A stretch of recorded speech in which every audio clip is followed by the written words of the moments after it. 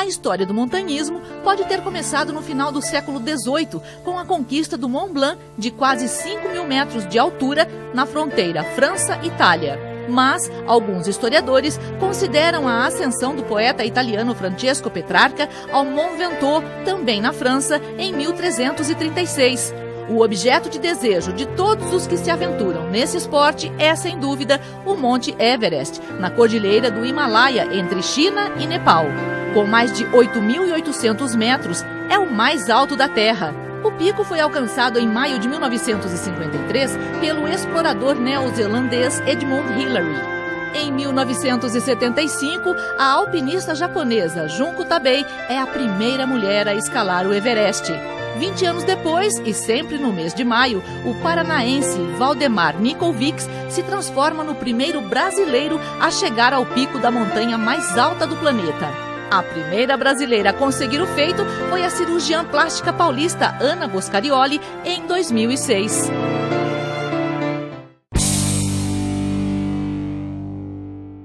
Bem-vindo ao Mais Esportes. Hoje eu recebo 3 vencedores, não é? Em comum eles têm o fato de terem alcançado 7 cumes, significa dizer que alcançaram o cume mais alto dos 7 continentes. Recebo a cirurgiã plástica Ana Boscarioli, a primeira mulher brasileira a atingir os 7 cumes mais altos do planeta e também a primeira brasileira a escalar o Everest, o topo do mundo, não é isso?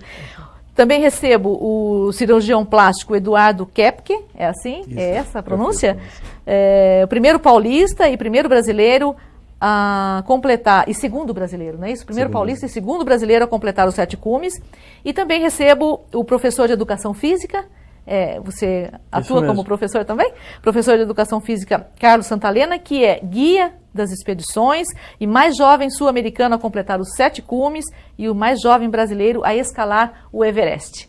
Obrigada por terem vindo, muito obrigada. Eu queria perguntar para você, Carlos, já que você é o guia das expedições, eu sei que qualquer um poderia responder isso, mas existe alguma diferença entre, qualquer um de vocês, estou dizendo, né, que vocês são expertos no assunto, existe alguma diferença entre montanhismo e alpinismo? A gente vê pessoas se relacionando à prática como montanhismo, outras como alpinismo. Qual a diferença entre as duas? O alpinismo é só uma terminologia, né? Uma forma de se dizer. Mas o montanhismo é uma palavra que abrange hoje em português toda atividade feita em montanha, seja escalada, seja um camping, seja uma caminhada, um trekking, como a gente fala, né? Tudo isso é a prática do montanhismo.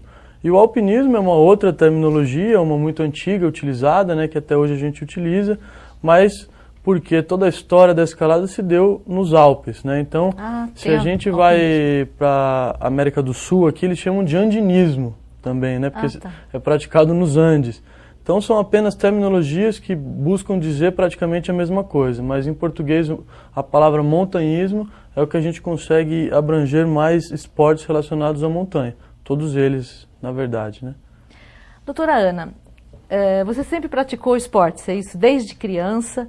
Quais esportes vieram antes do montanhismo? Eu fiz sempre, desde pequena mesmo, meu pai sempre estimulou, ele falava que o esporte ia ser muito importante na minha geração.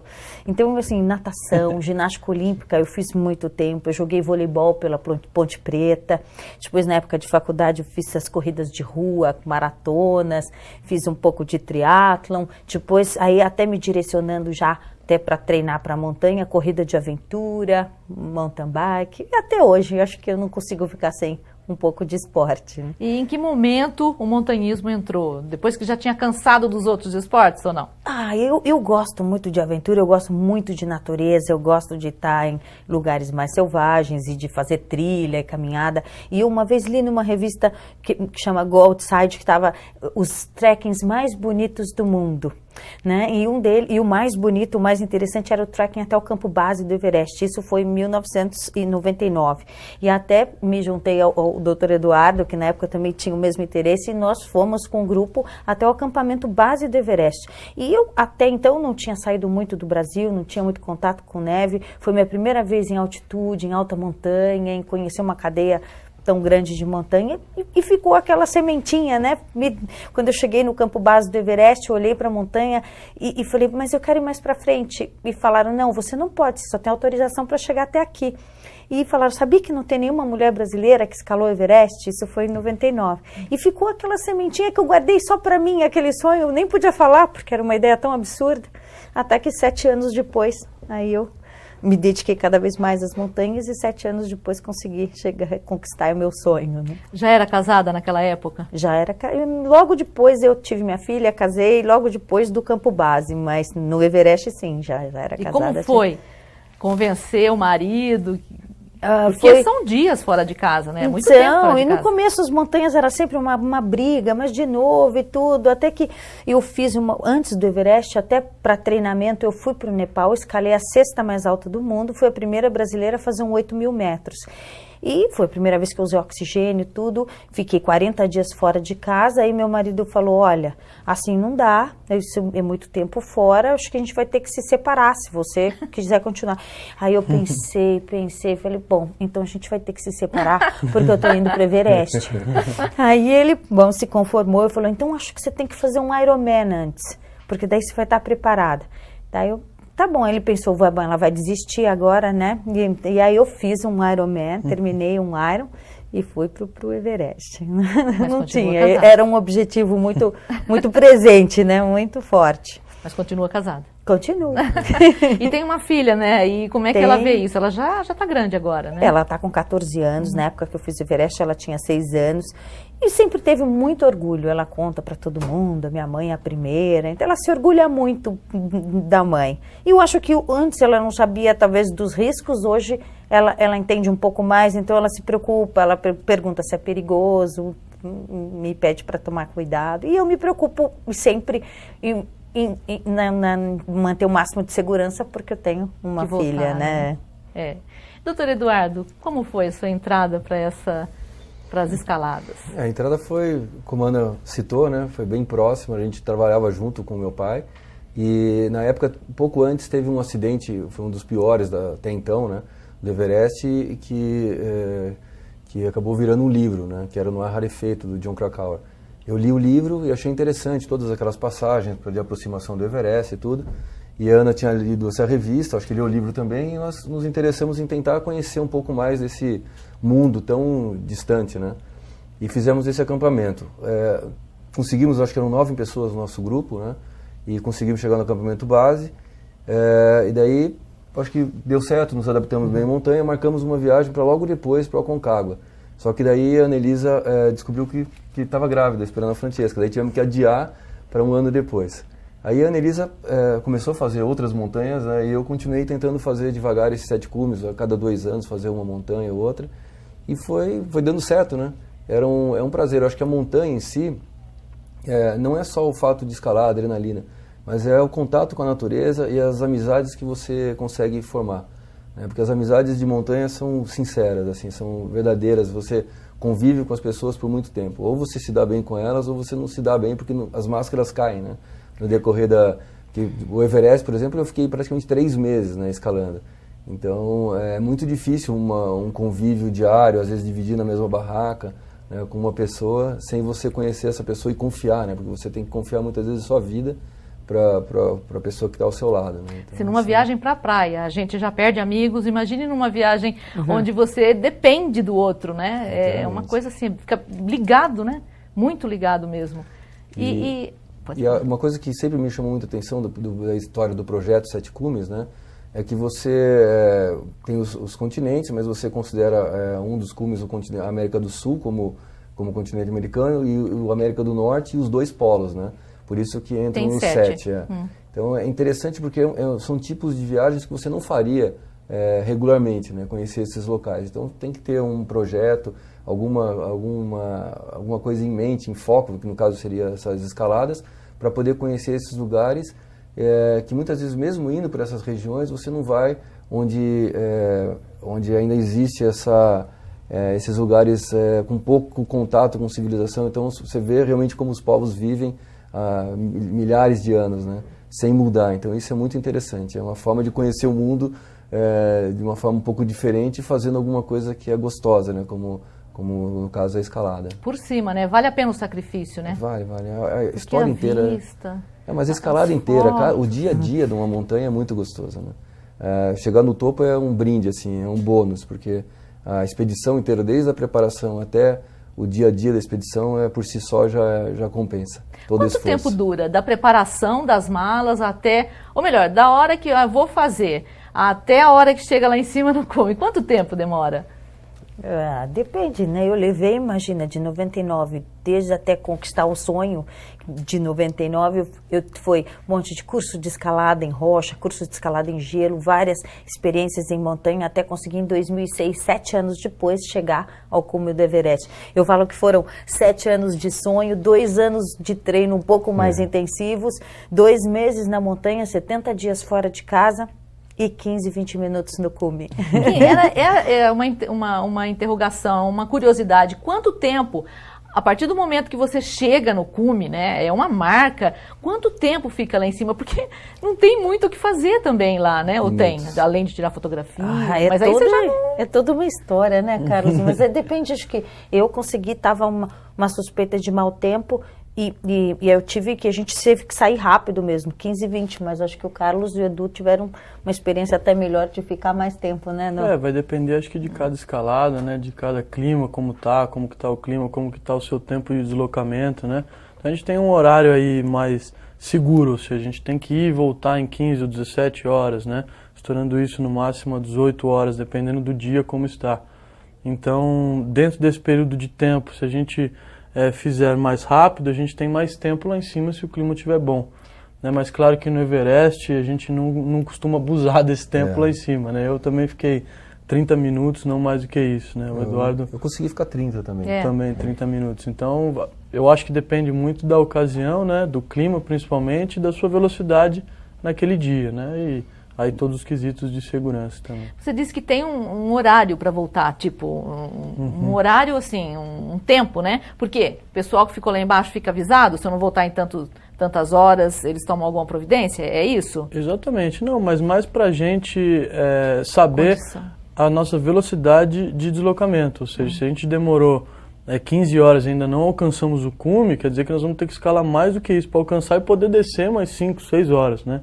Então você tira todo o nível de segurança que você tinha durante a sua escalada, né?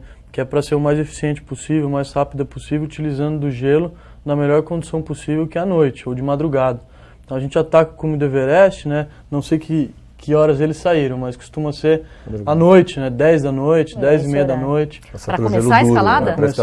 Para pegar o gelo duro, para não ter risco de avalanche, diminuir alguns riscos. Mas E também para voltar na hora mais quente do dia, porque 4 da tarde o sol abaixa e a temperatura cai 10 graus quase que imediatamente.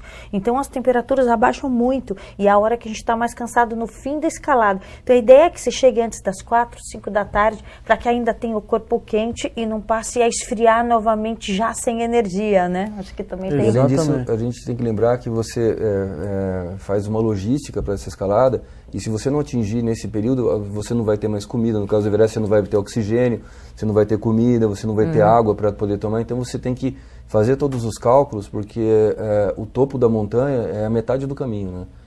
O fim da escalada é a base de onde você saiu.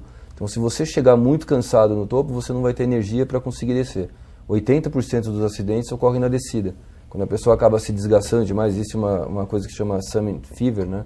Que é a febre do cume. Então, está próximo, você gastou muito tempo para chegar ali e falta 1 hora para chegar, mas às vezes essa hora é a diferença entre a vida e a morte. Se você gastar essa energia e gastar esse tempo, às vezes você vai pegar mau tempo na descida, não se preparou para descer, para desescalar de noite, aí acaba sendo fatal. Então você tem que seguir um cronograma, você se programa, se não der, volta outro ano, ou tenta no mesmo ano de novo, mas você tem que seguir o cronograma para que você tenha segurança, né, e consiga ter êxito. E a volta costuma ser mais rápida, então? É mais rápida que a subida, né? Mas por quê? Porque você acabou, já foi o cume, ou não? Não, porque é mais rápido mesmo, você consegue se deslocar um pouco mais rápido durante a descida, ainda mais se você utilizar rapel, né? Então você não desce caminhando, você vai rapelando todo o caminho que você subiu.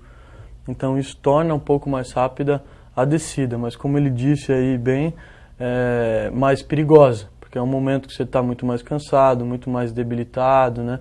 numa situação dessa do Everest, em ar rarefeito em extremo, você tem que controlar o quanto de oxigênio você tem ainda ou não, então você tem que acelerar ou desacelerar talvez o passo para poder chegar com segurança.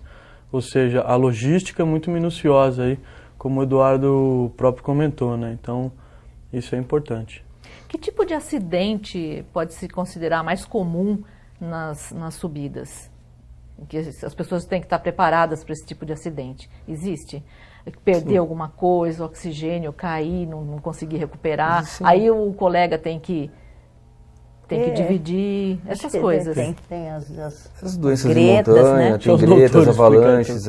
O mais comum em grandes altitudes, né, é pela hipóxia, pela falta de oxigênio. Por exemplo, o topo do Everest tem 30% do oxigênio que você tem aqui, né, próximo ao nível do mar.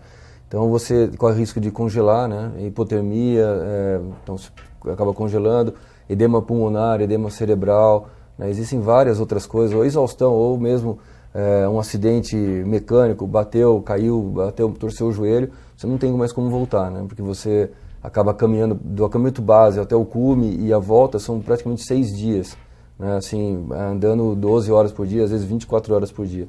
Então se você se machucar, ninguém tem condições de te ajudar a descer.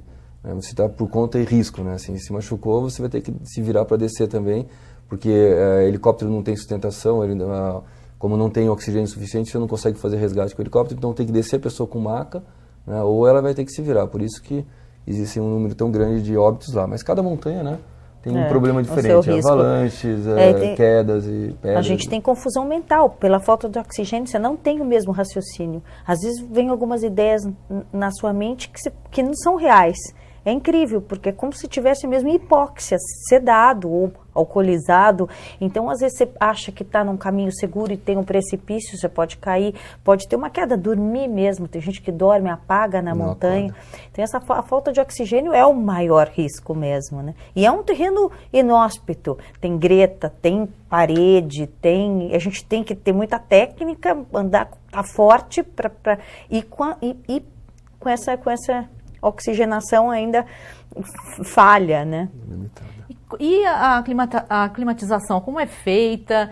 Cada um responde de uma maneira. Tem uma equipe, ela está lá preparada para subir, né? Um time está preparado para subir.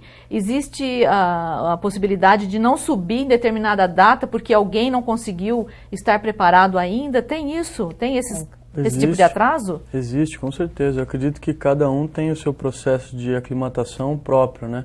Então, acredito também que é uma condição fisiológica, ou seja, existem pessoas que, por mais que tenham tempo de adaptação, eu acredito que algumas não conseguem mesmo se adaptar, né? Hoje a gente vê clientes que vão com a gente, que chegam na barreira dos 4, 5 mil metros sempre e já desenvolvem edema pulmonar, cerebral, né? Não só uma vez, 2, 3, 4 vezes de tentativa sequente, né? Em anos diferentes. Então, esses exemplos mostram para mim que existem realmente pessoas que claro, uma grande minoria, né, que tem aí uma adaptação mais difícil ou quase não se adaptam, né? E a grande maioria que eu acredito que se adapta, aí em tempos diferentes, né? No caso do Everest, a gente consegue em 2 meses contemplar até as pessoas que demoram mais para se aclimatar. Essa é a ideia até de fazer uma expedição longa, né? Em outros casos, que não tem 8.850 metros, a gente consegue fazer a aclimatação em menos tempo, em 20 dias, em 15 dias, né? Mas é um processo também de adaptação fisiológica, né? Acho que eles vão até explicar melhor do que eu todo esse processo, mas é com o tempo, né? E a produção de glóbulos vermelhos do corpo, quando você consegue assimilar mais oxigênio, né? E os processos básicos hoje seria você expor o corpo a altitudes maiores e descansar em altitudes menores, né? Para ter um descanso melhor ou mais oxigenado, né? Ou até mesmo atualmente que eles dizem para você ascender 300 metros diários ou 400 metros diários, né, sem o retorno, fazendo uma progressão gradual com o tempo.